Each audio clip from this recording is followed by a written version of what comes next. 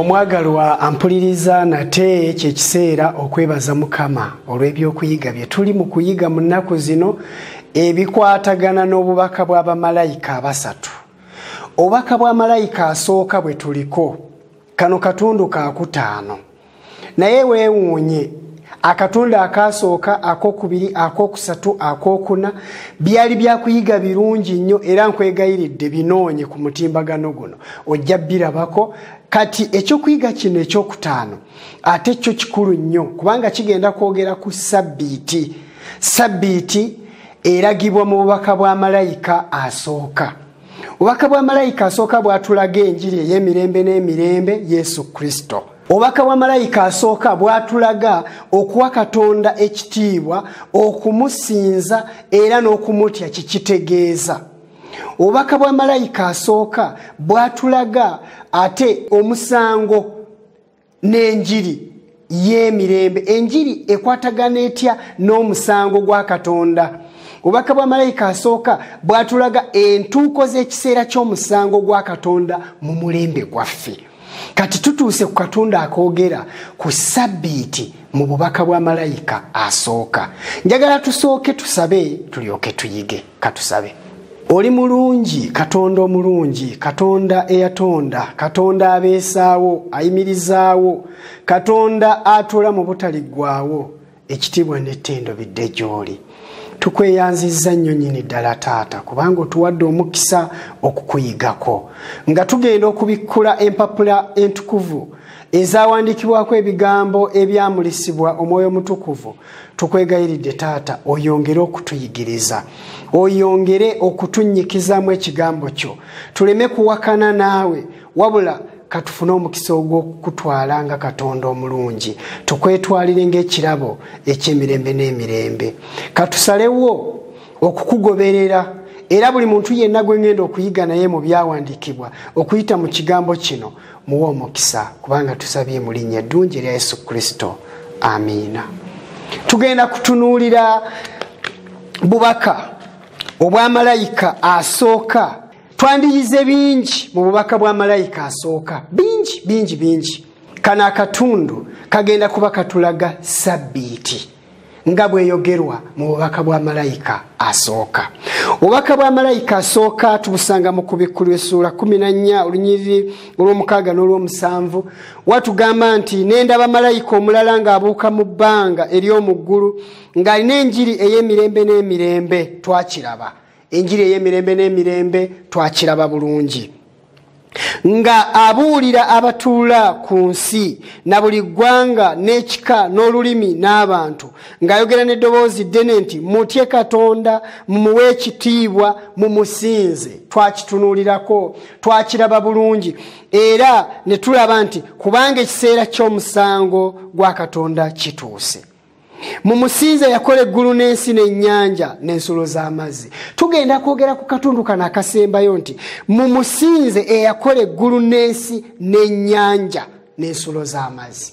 Mumusinze eyakola eggulu n'ensi n'ennyanja n'ensulo z'amazzi. Kakati ekibuuzo kikino, sabbiiti erabikira wa mu bubaka buno obwa malayika asooka? Tetuwulidde mu kigambo sabbiiti ate gw'ogamba nti sabbiiti mu bubaka bwa malayika asooka. Wuliriza, Katonda bwe yali ng'atonda ensi n'eggulu nga bwe tukiraba mu lubereberye essuula esooka, buli lunaku lwali luyina Katonda kye yateekateeka okulutonderako. Olunaku olusooka Katonda yatonda ekitangaala era n'agamba nti ekitangaala kakibeewo ne kibaawo. Olunaku olwokubiri n'atonda, olunaku olwokusatu n'atonda, olunaku olwokuna n'atonda, olunaku olwokutaano n'atonda, olunaku olw'omukaaga n'atonda omuntu. Ku lunaku olwo lwennyini yatonda ebintu bibiri, yatonda ensolo n'atonda n'omuntu. Naye bwe yamala okutonda omuntu ku lunaku olw'omusanvu n'awummula. Kati wano mu bubaka bwa malayika asooka bwe batugamba nti musinze oyo yatonda eggulu n'ensi n'ennyanja n'ensulo z'amazzi, baba batuzaayo okutegeerera ddala nti tulina Katonda eyatutonda. Ensi teyeebeezaawo yokka, omugezigezi eyagala okulwanyisa okutonda n'obutonzi bwa Katonda Charles Darwin yavaayo n'alaga nti ebintu byonna ebiri ku nsi biriwo olw'okwekyusakyusa. Yalaga nti ebiri mu nsi muno biriwo olw'ekyukakyuka egenda ebifuula. Okwefuulafuula okw'ebintu ebiriwo ku nsi kwe kugenda kulaga nti era omuntu okubeerawo yasookanga kantu kasirikitu bwe kati like a cell. Ne kagenda nga kakula ne kafuuka ekisolo nga kina n'omukira ne kituuka ne guvaako ne kituuka ne kiyimirira n'afuuka omuntu. Si bwe kiri. Enjigiriza y'okukyukakyuka kw'ebintu nga byefuulamu ebirala yajja nga etondebwawo Charles Darwin nga eyagala okulwanyisa enteekateeka ey'obutonzi.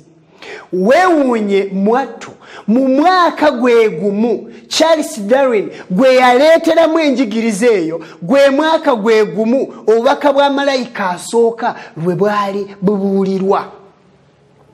Obadde okimanyi nti mu mwaka gwa 1840 okweyongerayo mu maaso enjiri eno ey'okuteekateekera abantu ekiseera ky'omusango baddeyo okusinza Katonda omulamu bamusinze mu ngeri entuufu yali ebuulirwa, naye ng'ate n'abagezigezi bali mu kunnyikiza n'okusaasanya enjigiriza egamba nti ebintu byonna by'olaba teri yabitonda, byabeerawo byokka nga buli kintu kyekyusakyusa. Enjiri erabikira mu bubaka bwa malayika asooka etuzaayo ku butonzi n'etujjukiza nti ensi eno yatondebwa olw'omuntu. Ebintu byonna by'olaba, amazzi, emiti, omuddo, ebibala, ebimera byonna, n'ettaka, obwengula, empewo, buli kintu kyonna, ebinyonyi n'ebisolo, ebyewalula n'ebitambula, ebibuuka mu bbanga n'ebyo eby'omu mazzi byatondebwa mu nnaku 6 eziddiringana era nga bitonderwa muntu. Kati ennaku zino ezatondebwamu njagala tuzaawule ku nnaku ziri ze tusoma mu bunnabbi ne tugamba nti olunaku lumu lututegeeza mwaka. Mu Bayibuli y'Oluebbulaniya ekigambo ekyakozesebwa ng'olunaku kiri yom. Yom, it is a day. Olunaku lumu, 2, 3. Ennaku eziddiringana ezijjuza a week zennaku Katonda ze yatonderamu ebintu byonna. Enjiri ey'obubaka bwa malayika asooka etukubiriza okuwa Katonda ekitiibwa ne tutajjako kantu konna ne tutayongerako kantu konna mu nteekateeka y'obutonzi bwe. Okutonda ebintu byonna ebiri ku nsi tekyakolebwa mu myaka emiliyoni n'emiliyoni, emyaka 10,000, 10,000 nedda bassebo ne bannyabo. Okutondebwa kwakolebwa mu nnaku 6 eziddiringana ezikola a week. Olunaku olw'omusanvu Katonda n'awummula. Era olunaku olw'okuwummulirako lwe lunaku olwa Ssabbiiti. Bwe tusoma mu Lubereberye essuula 2 olunyira olusooka lutugamba nti ne biggwa okukola eggulu n'ensi n'eggye lyabyo lyonna. Katonda n'amalira ku lunaku olw'omusanvu emirimu gye yakola, n'awummulira ku lunaku olw'omusanvu mu mirimu gyonna gye yakola. Katonda n'awa omukisa olunaku olw'omusanvu n'alutukuza kubanga olwo lwe yawummuliramu mu mirimu gye gyonna Katonda gye yatonda gye yakola. Oyinza okugamba bw'oti buli lunaku lwonna teruyinza kuba Ssabbiiti? Nze bwe nnondayo olw'okusatu ne ndufuula Ssabbiiti tekikola makulu? Nze bwe nnondayo olwabbalaza ne ndufuula Ssabbiiti tekikola? Bassebo ne bannyabo njagala okutegeeza nti Katonda bwe yali ng'amaze okutonda olunaku olw'omusanvu yaluwa ebintu 3 gwe by'otayinza kuluwa.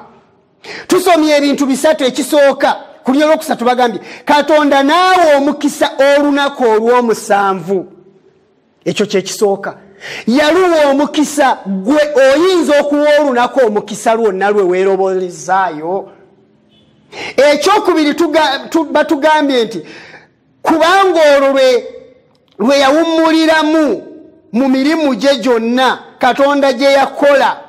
Katonda yaluwummuliramu olwo olunaku oyinza oddulonda n'osanga nga ddala Katonda lwe yawummuliramu tekisoboka. Ekyokusatu, olunaku olw'omusanvu teyaluwummuliramu kyokka, teyaluwa mukisa kyokka, wabula n'alutukuza. Ekigambo okutukuza kitegeeza okwawula, okweroboza, okulondamu, okujjamu. Olunaku luno yalujjamu, yalufuula ekintu ekyenjawulo, yalweroboza, yaluwa omukisa, n'aluwummuliramu, n'alutukuza, lufuuke olunaku olw'enjawulo. Olunaku luno nga lutegeeza celebration, nga lwakujjukiza, lwa bikujjuko, lwakuwa Katonda kitiibwa, kubanga Katonda yatonda. Olunaku luno olw'omusanvu tosobola kululonda gwe, tosobola kuddira lunaku gwe lwolabye nti nedda luno nze lwennonzeemu, lwe naawummulirangako. Bw'onaaluwummulirangako kirungi, naye ojja kwesanga nga terwaweebwa mukisa. Ojja kulweroboleza gwe nga gwe, naye ojja kusanga nga terwatukuzibwa. Sabbiiti efuuka olunaku olw'omusanvu etya?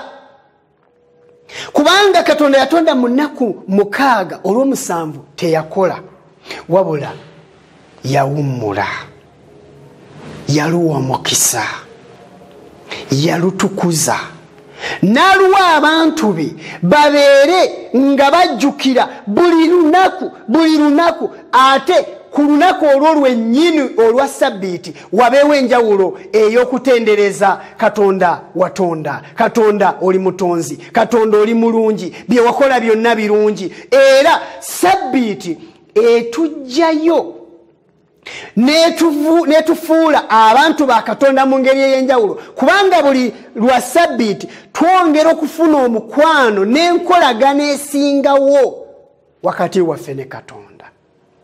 Katonda yatonda bwe yamala n'ateekawo Sabbiiti nga lujja kufuuka lunaku olugatta mu ngeri ey'enjawulo eggulu n'ensi. Katonda n'abantu be beeyongerenga okumujjukira, beeyongerenga okumulaba, beeyongerenga okwogera naye, beeyongerenga okumutegeera.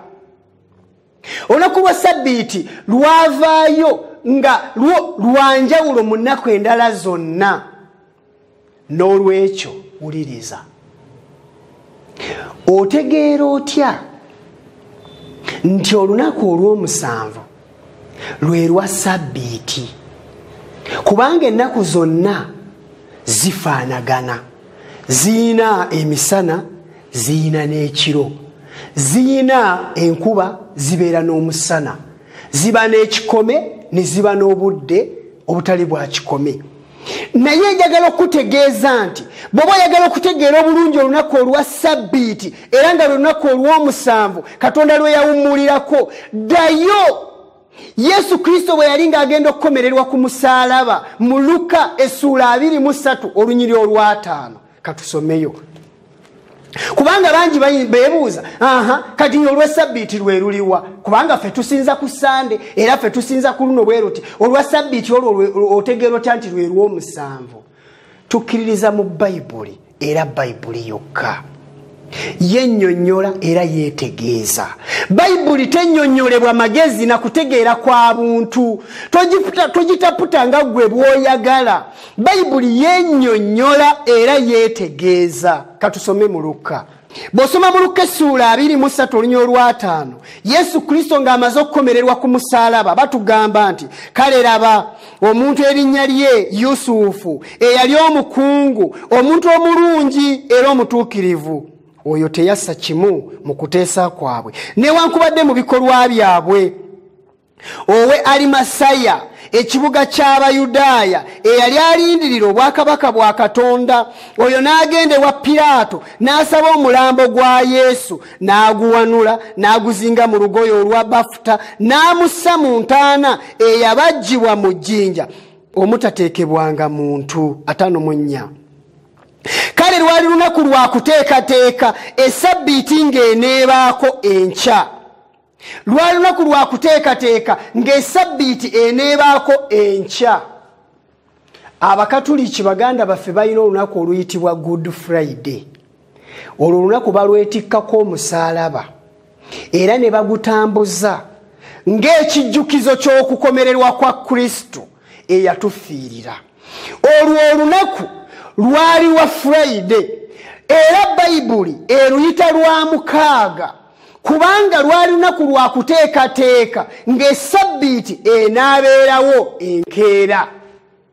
Kitegeeza Yesu yakomererwa ku Friday, enkeera ku Sabbiiti lwe lwali olunaku olw'omusanvu okuva edda n'edda mu butonzi, era Yesu yawummulira mu ntaana, enkeera n'azuukira.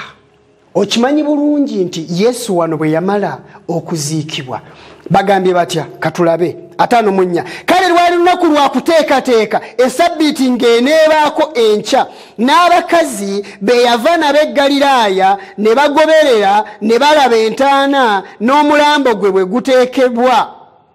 5:6. Ne bakomawo ne bategeka ebyakaloosa n'amafuta ag'omugavu, ne ku lunaku olwa Sabbiiti ne bawummula ng'etteeka bwe liri.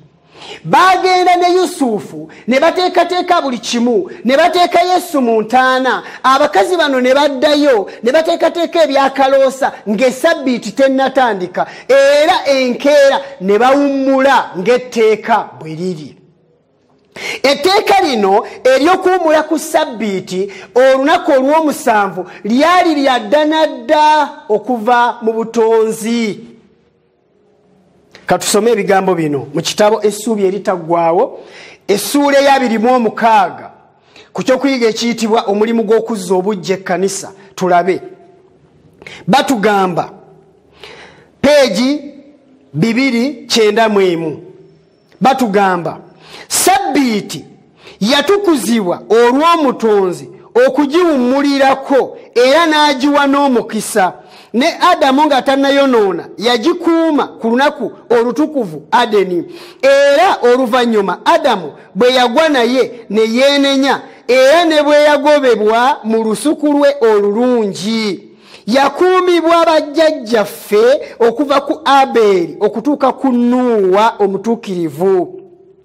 Ibulayimu ne Yakobo, abaana ba Isirayiri bwe baali mu busibe e Misiri wakati mu bantu abasinza ebifaananyi, ne batuuka n'okwerabira amateeka ga Katonda. Kyokka Katonda bwe yanunula Isirayiri yalangirira amateeka ge wakati mu kitiibwa ekingi eri eggye lyonna eryali likuŋŋaanye, basobole okumanya amateeka ge batye era bagondere emirembe gyonna.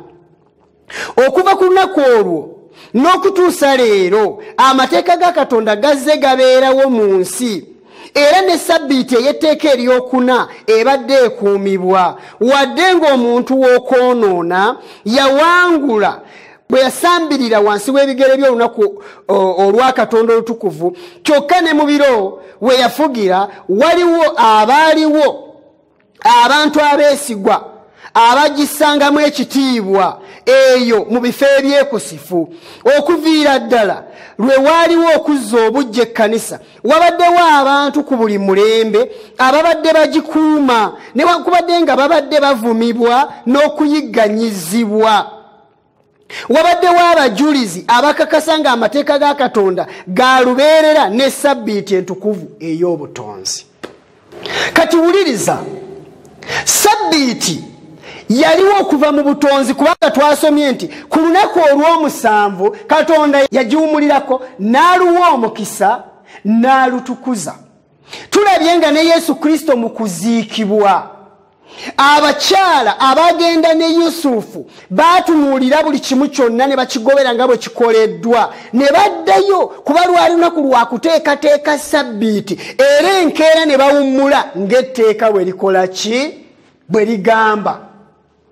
Etteeka eryo lyaliwo okuva edda n'edda, era Abayisirayiri bwe baali bava mu Misiri Katonda yali bagamba ng'abajjukiza, si lwakuba lyali ppya eri bo. Okuva essuula 2 olunyiri olw'omunaana Bayibuli egamba bw'eti, jjukira. Ekigambo jjukira kitegeeza ki? Wali omanyi ne weerabira, oba kabe kasinge okimanyi naye teweerabiranga. ge makulu g'ekigambo jjukira. Bano baali bakimanyi bulungi nti Ssabbiiti lwali lunaku lwa musanvu Katonda lwe yawa abantu okuluwummulangako n'okumusinzanga. Jjukira kitegeeza tulina okuvaayo n'endowooza zaffe. Ssabbiiti n'ebeera mu bwongo bwaffe bulijjo. Lino teeka lyakuna mu mateeka 10 aga Katonda. Jjukira amateeka ga Katonda gaali ku mayinja ameka 2, amateeka 4 nga gali ku jjinja limu, nga googera enkolagana y'omuntu ne Katonda. Etteeka erisooka ligamba tobanga na bakatonda bonna mu maaso gange. Eryokubiri tokolanga kifaananyi kyonna tokisinzanga. Eryokusatu toyogereranga linnya lya Katonda mu butaliimu. Eryokuna jjukira ng'olunaku lwa Katonda. Ate amateeka amalala 6 gaali ku jjinja ddala, ng'amateeka ago gaalaga enkolagana y'abantu ne bantu bannaabwe. Eryokutaano nga lyogera okussaamu abazadde ekitiibwa n'abantu abakulu. Eryomukaaga nga lyogera ku kutta. Eryomusanvu lyogera ku bwenzi. Eryomunaana nga lyogera ku bubbi. Eryomwenda nga lyogera ku kuwaayiriza n'okulimbira n'obutayogera mazima. Ery'okumi nga lyogera ku by'okwegomba. Ne tweddiza ebyabannaffe ne tukola olukujjukujja okubibba n'okubyeddiza mu ngeri emu oba endala. N'olwekyo etteeka lino eryokuna lyogerwa mu ngeri ya njawulo ku mateeka amalala gonna. Lirimu ebintu bye ngenda okumenya wano wammanga. Jjukira ekyo kimu. Kansooke nsome. Jjukira olunaku lwa Ssabbiiti okulutukuzanga. Ennaku 6 okolanga emirimu gyo gyonna, naye olunaku olw'omusanvu ye Ssabbiiti eri Mukama Katonda wo. Olunaku olwo tolukolerangamu mirimu gyo gyonna. So naawe wekka, newankubadde omwana wo omulenzi, newankubadde muwala wo, newankubadde omuddu wo, newankubadde omuzaana wo, newankubadde ebisolo byo, newankubadde munnaggwanga ali omumwo. 11. Kubanga mu nnaku 6 Mukama mwe yakolera eggulu n'ensi, ennyanja n'ebintu byonna ebirimu, n'awummulira ku lunaku olw'omusanvu. Mukama kyeyava aluwa omukisa olunaku olwa Ssabbiiti n'alutukuza. Mu tteeka lino eryokuna eryogerwa mu Kuva essuula 2 olunyiriri lw'omunaana okutuusa ku lw'11 tulabyemu ebintu 3 ebyogerwa mu lubereberye essuula 2. Batugambye nti kubanga Mukama olunaku luno olw'omusanvu yaluwummulako n'alutukuza n'aluwa omukisa. Kati wano batugamba kujjukira kubanga lyali teeka okuva edda n'edda. Obubaka bwa malayika asooka jjukira bugenda ne bugobererwa obubaka bwa malayika ow'okubiri ne kuddako obubaka bwa malayika ow'okusatu. Essuula ye14 mu kubikulirwa etulaga nti obubaka buno bwe bugenda okukungula ensi. Ekisookera ddala obubaka buno bubuulirwa nga bulina okukuza ekirungi eri oyo yenna abukkiriza, naye ate nga bulina okukuza ekibi eri oyo yenna abugaanye.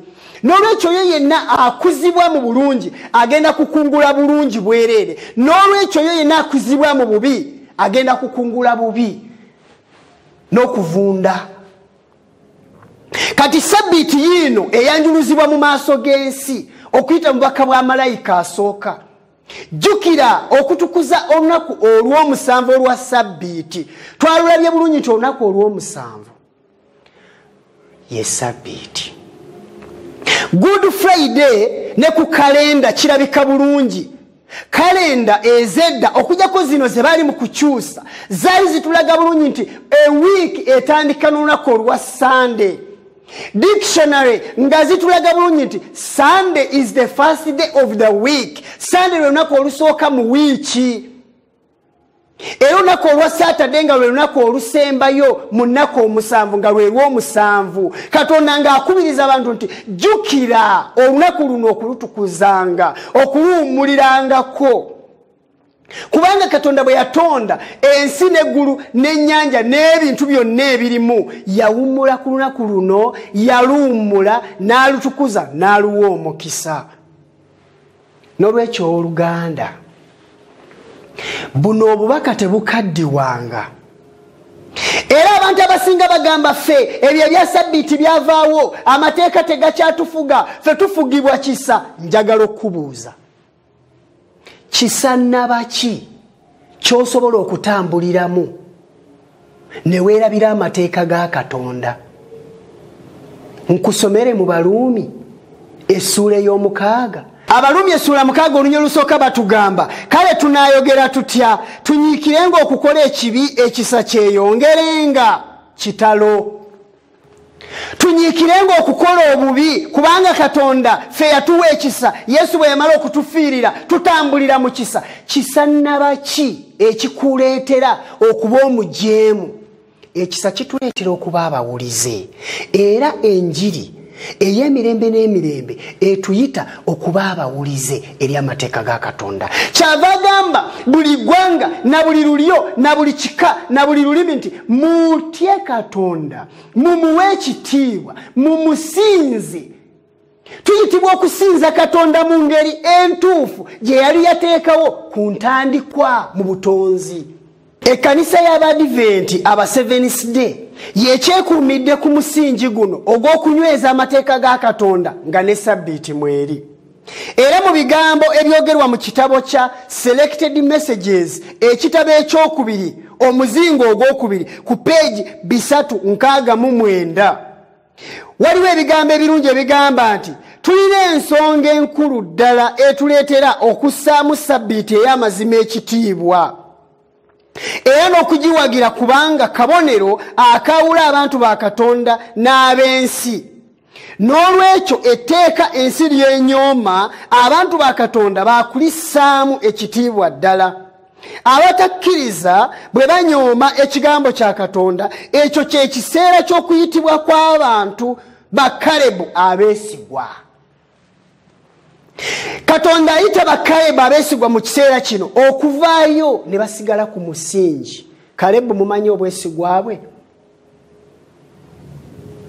Joshua ne Kalebu baali babiri ku bakessi 10 abaweerezebwa e Kanani okuketta ensi ey'e Kanani.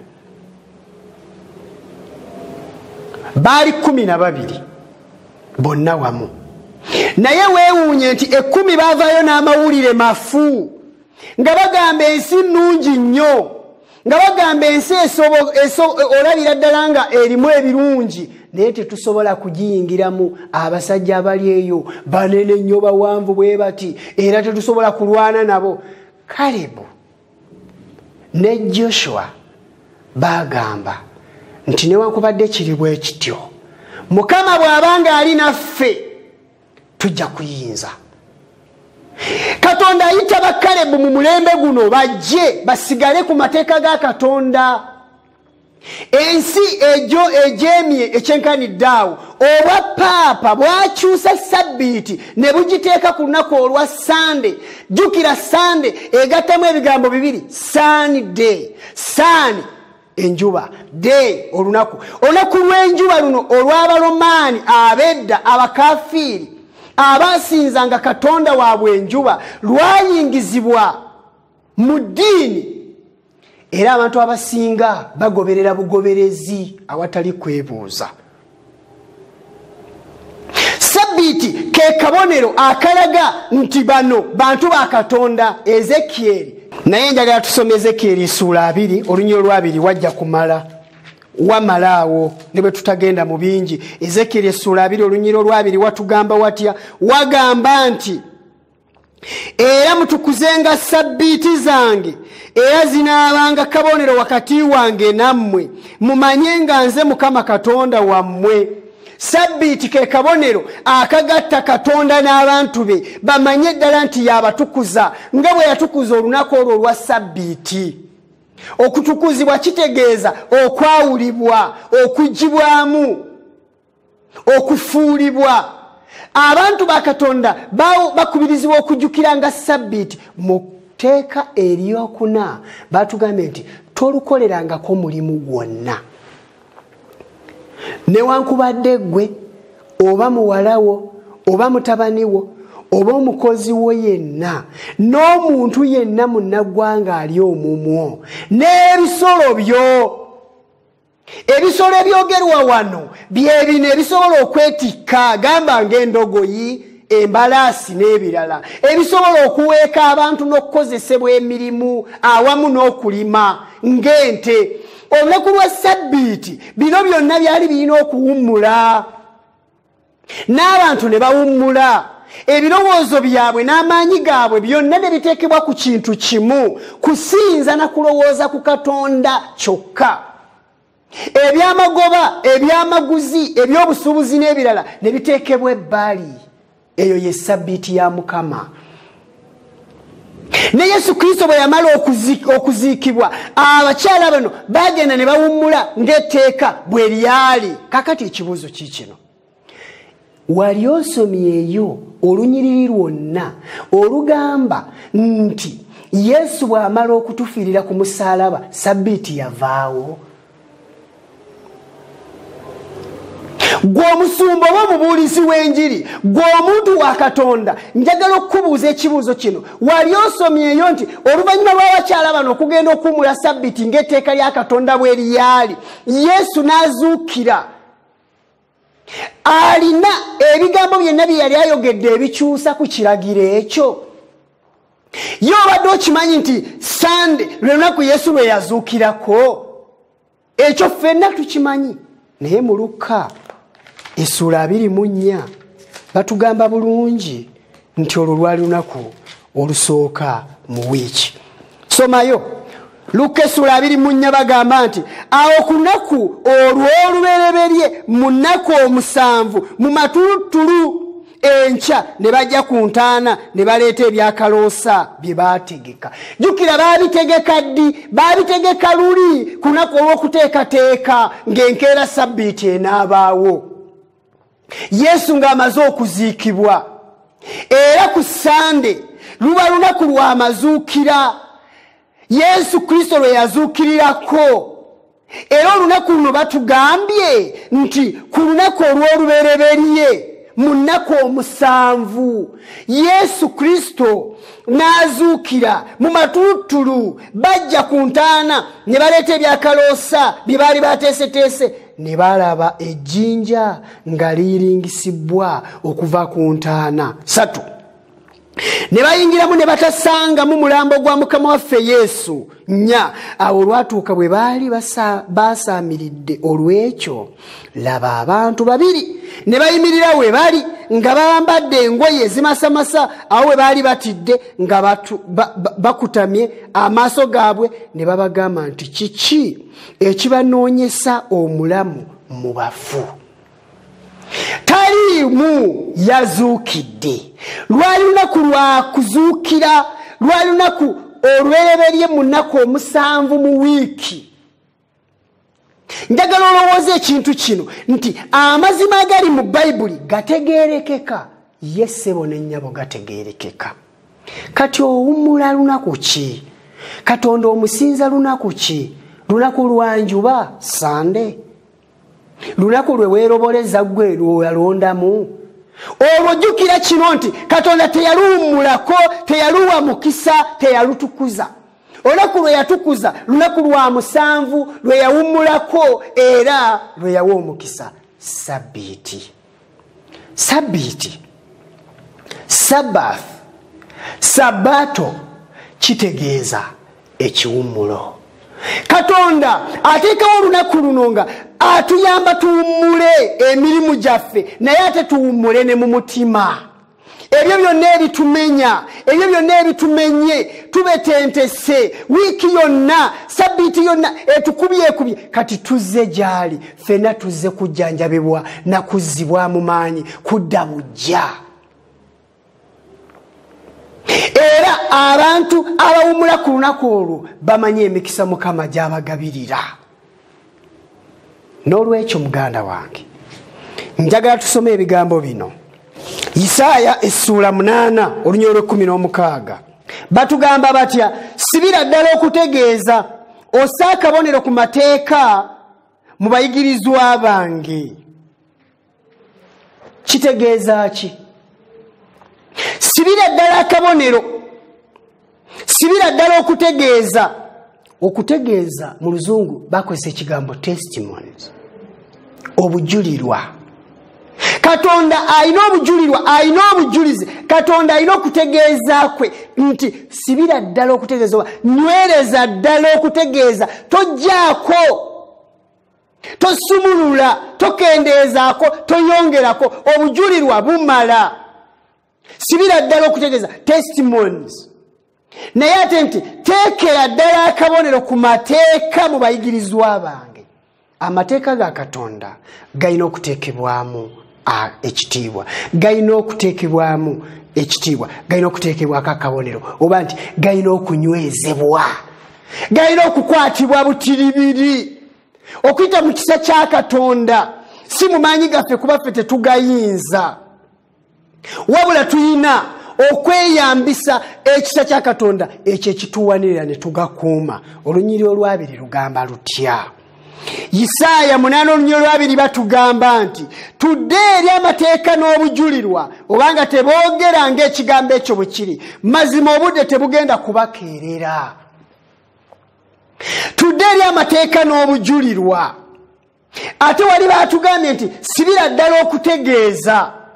Okutegeeza n'obujulirwa kitegeeza ekintu eki, testimony. Era obujulirwa bwa Mukama batugambye nti tudde eri gye buli.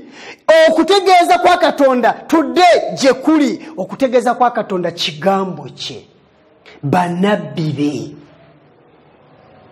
Omwoyo eyayingira mu bannabbi, omwoyo w'obunnabbi ayogerera mu bannabbi, ebigambo by'abannabbi tudde gye biri. Tuddeyo tubiyige bulungi, tubuuze kkubo bajjajjaffe lye baayitangamu edda, lye tuba tuyitamu.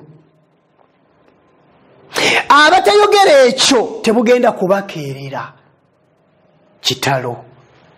Mukama atusaasire. Twetaaga amaanyi n'ekisa ekiva mu ntebe ya Katonda ekitusobozesa, ekituyinzisa okussamu ekitiibwa amateeka ga Katonda. Wuliriza ebigambo bino ebiri mu Selected Messages volume 2 ku peegi 384. Batugamba batya? Sabbiiti kijjukizo Katonda kye yateekawo, kabonero akalaga omulimu gwe ogw'obutonzi, era kabonero ak'okuteekebwa mu maaso gaabo abatuula ku nsi.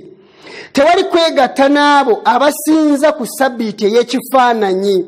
Tetulina kwonoona biseera byaffe nga twetaba mu kuwakana n'abantu abamanya amazima abaamulisibwa omusana, singa bagaana okuwummula era ne bakyukira engero ezitaliimu.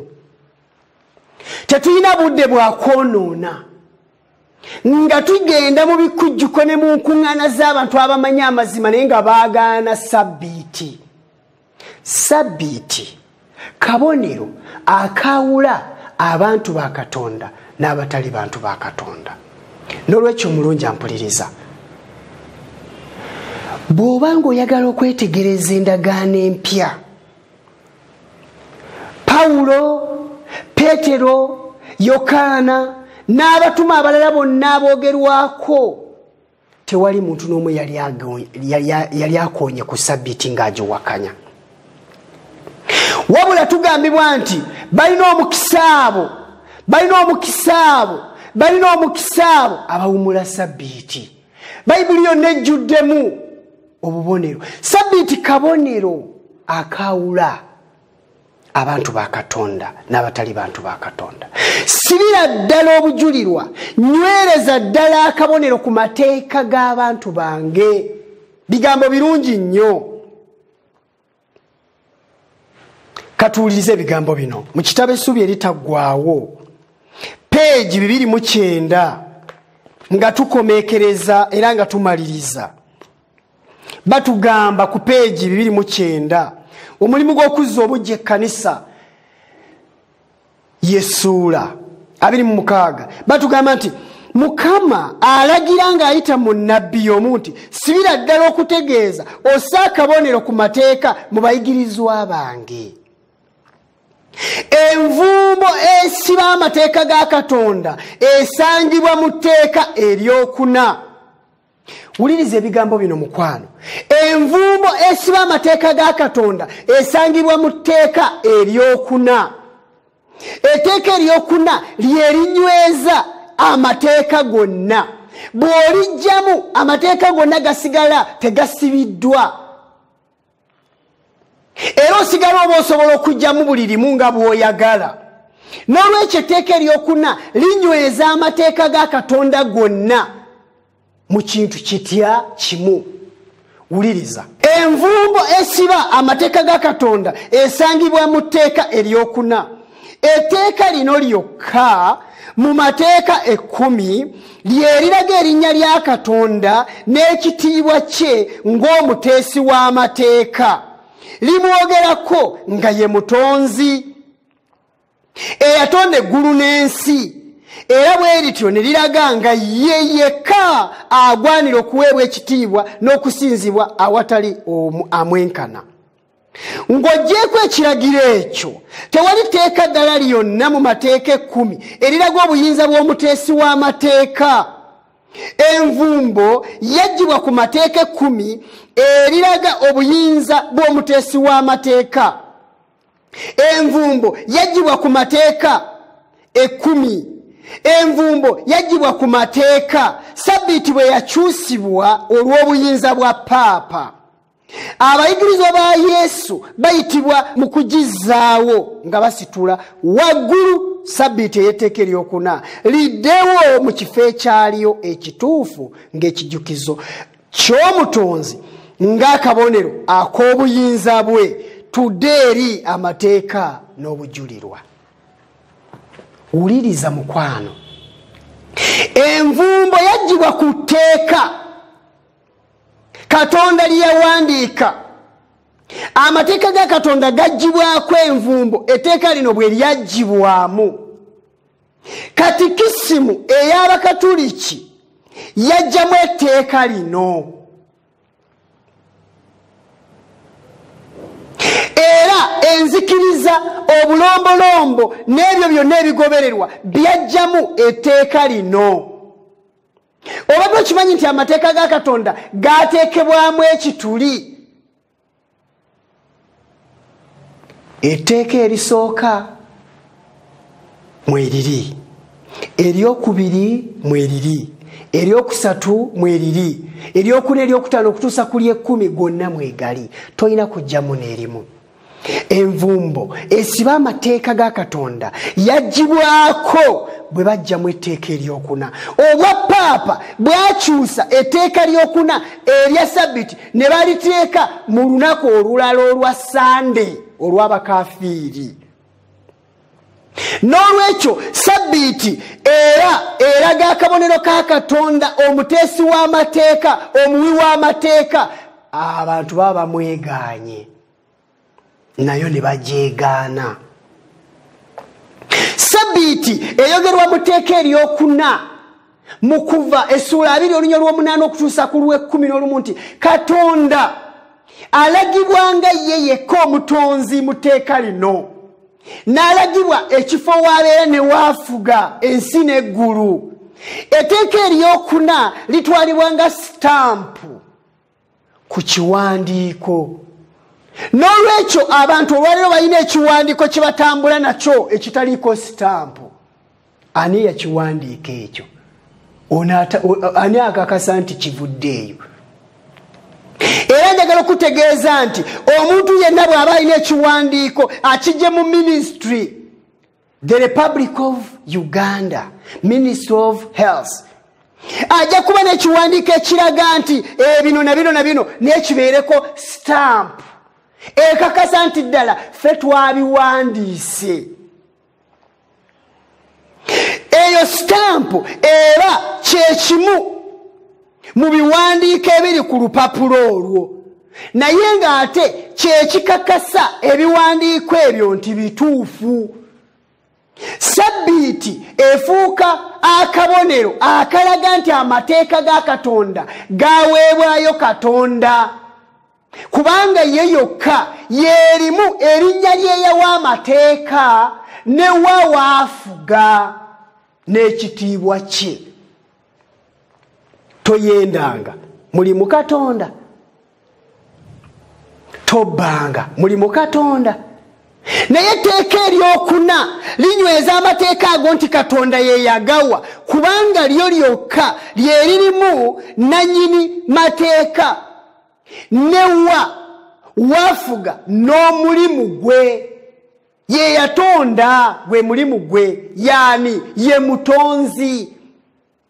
Akolerawa ye yafuga eggulu n'ensi, akyafuga era alifuga.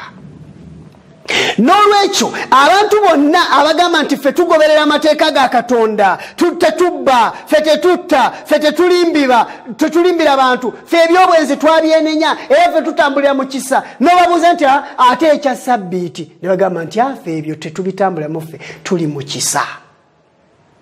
Balinga omuntu ayina ekiwandiiko ekivudde mu ministry naye nga tekiriko stamp eraga oba ddala ekyo kiwandiiko ministry yakifulumya. Essomero lyonna okukakasa nti ekintu ekyo kye bawandiise be bakiwandiise bateekako stamp ekakasa essomero eryo nti ddala lyerifulumiza ekiwandiiko ekyo. Era bw'okisanga nga tekuli stamp bw'oyagala okasuka bukasusi. Naye bwe kubako stamp kiba kintu kya kitiibwa, kubanga stamp eyo eraga nannyini kuwandiika wa waakolera mulimu ki gwakola.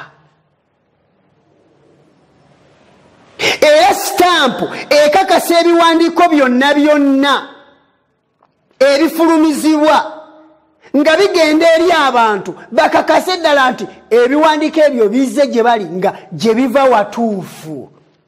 Amateeka gano Katonda ge yatuwa nga bwe gali 10 bw'ogajja mu Ssabbiiti gasigala galinga ekiwandiiko ekitalina makulu, kubanga gasigala tegalaga ani eyagawa, gasigala tegalaga mulimu gwakola, gasigala tegalaga wa waakolera. Etteeka erya Ssabbiiti lyokka lyeririmu erinnya lyeyawa amateeka, lyeririmu omulimu gwakola ne waakolera. N'olwekyo stamp ebanga kiwandiiko mu biwandiiko ebiri ku lupapula, naye ate nga yeekakasa ebiwandiiko ebyo nti bituufu. Tudde eri amateeka n'obujulirwa, tudde eri Ssabbiiti ya Mukama, olunaku olw'omusanvu lwe yawummula, tumusinze, kubanga mu Kubikkulirwa Essuula 14 olunya olw'omusanvu batugambye nti mumusinze oyo yakola eggulu n'ensi n'ennyanja n'ensolo z'amazzi. Ssabbiiti lwe lunaku olw'okusinza olutuufu, era ke kabonero akalaga abantu abasinza Katonda omulamu era nga bamusinza mu mazima. Ne babanga boonoonyi batya, ne babanga boonoonefu batya, mu mpisa n'enneeyisanga babi nga tebannakyusibwa nga bwe kiri, naye bali mu kkubo ery'okusinza Katonda nga bwe kisaanidde. Mudde eri amateeka n'obujulirwa. Nkuyita mukwano, tokakanyaza mutima gwo, kino ky'ekiseera okuwuliriza eddoboozi ly'obubaka bw'abamalayika abasatu abatuyita, kubanga enjiri erina okubuulirwa mu buli kika na buli lulyo na buli lulimi na buli ggwanga, nga tuyita abantu muveeyo mudde eno Katonda gye yateeka enkola ennungi ey'okusinza. Katonda ayina ekibiina ekitono ku nsi ekigenda kigoberera ekkubo effunda Yesu lye yayogera nti era n'okuliyitamu lyakanyigo.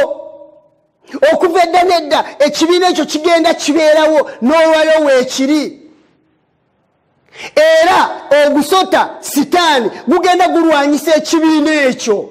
Kyogerwako nti ekibiina ekyo ekitono kigoberera amateeka ga Katonda ate kiina obujulirwa bwa Yesu. Obujulirwa bwa Yesu gwe mwoyo gw'obunnabbi ogwayogeranga ne bannabbi ne batuleetera obubaka, era eyo ekkanisa n'olwaleero eyina obunnabbi. Nkusabira mu kisa kya Katonda, Mukama nga bw'ali omulamu, asobola okwogera n'emitima gy'abantu n'agiwuliza amazima, akulage obwereere bwo, akulage nga bw'oli, naye akuwa okukyuka. Mukama atuwa omukisa, Mukama atuwa ekisa. Ebigambo bino kabitukyuse bitufuula abeesigwa ku bwa Yesu Kristo. Amiina. Katusabe. Weebazibwe Taata nannyini kisa, nannyini kwagala. Oli mulungi, ekisa kyo kingi. Tukusaba otuwa omukisa. Ebigambo bino byonna bye tuyize kabikwate ku mitima gyaffe, na buli muntu yenna abiwulidde Mukama. Mujje mu kizikiza n'obulimba bwa Sitaani n'okubuzaabuzibwa kwonna okujjudde ensi eno, adduke ekibambulira. Nsabira omuntu yenna awulirizza ebigambo bino, mukwate ku mutima oyogere naye, kubanga tusabye mu linnya eddungi erya Yesu. Amiina.